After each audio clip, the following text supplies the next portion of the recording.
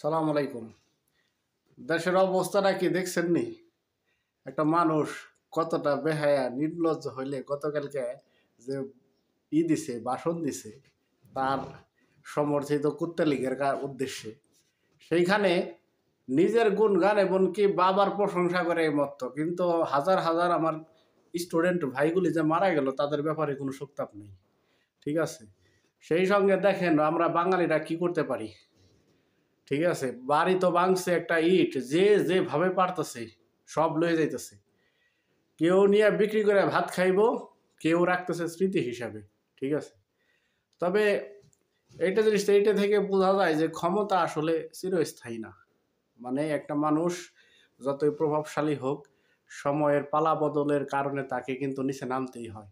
এমন অপমান লাঞ্ছনার শিকার হইল আমার জানা মতে বাংলাদেশের ইতিহাসে এমন লাঞ্ছনা অপমান কিন্তু অন্য কেউ হয় নাই এখন পর্যন্ত। ঠিক আছে, তার উদ্দেশ্য অহংকার, দায়মিকা কারণে কিন্তু এই পরিস্থিতি আজকে তার। ঠিক আছে, নিরহ আমার ভাইদের উপরে যেভাবে অত্যাচার তারা করছে, বৃষ্টির মতো গুলি ছুড়ছে, তার কুত্তালিক প্রশাসন আজকে তার একটা অবস্থা, তার বাবার বাড়ি মানুষের বোলডোজার মিছিল কর্মসূচি করে ভাঙতেছে, যে যেভাবে পারে ওইভাবে নিয়ে যাইতেছে। কেউ ইট নিয়ে যাইতেছে, কেউ রড নিয়ে যাইতেছে। ঠিক আছে, এ থেকে যারা নাকি ভবিষ্যতেও রাষ্ট্রের ক্ষমতায় আসতে চান তারা একটু শিক্ষা নিতে পারেন যে আসলে ক্ষমতা কখনোই কারো চিরস্থায়ী থাকে না। যদি ভালো করেন তাহলে ভালো, আর যদি মন্দ করেন, আপনিও যদি স্বৈর শাসক হইতে চান তাহলে তো আপনার পরিণতি এইভাবেই হইব। ঠিক আছে, এটা একটা ভবিষ্যতের জন্য একটা মেসেজও বটে, যে পরিস্থিতি বর্তমানে দেশের জন্য হইতেছে।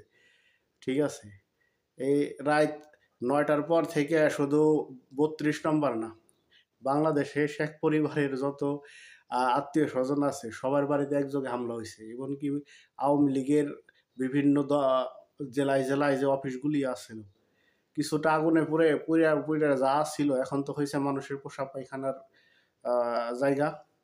সব একযোগে হামলা হয়েছে, এমনকি ভাঙচুর প্রচুর করতেছে, যে যেভাবে পারতেছে। ঠিক আছে, এটার দরকার আছে। কিসের লাগে মানুষের একটা শাস্তি পাওয়ারও দরকার আছে, মানুষে জানারও দরকার আছে। ঠিক আছে, আর সমস্ত ক্ষমতার উৎসই কিন্তু জনগণ। সেই জনগণকে যদি ভালো রাখতে না পারেন, ঠিক আছে, যদি না করতে পারেন, তাহলে কি করতে পারে এই ভিডিওটাই তার প্রমাণ। তার এই অবস্থাটাই তার প্রমাণ। ঠিক আছে, আসলে বাংলাদেশের মানুষ কতটা, তবে এর পিছনে ধন্যবাদ দিতে হইব প্রবাসী সাংবাদিক ইলিয়াস হোসেন, পিনাকি ভট্টাচার্য, কিন্তু তাদের কিন্তু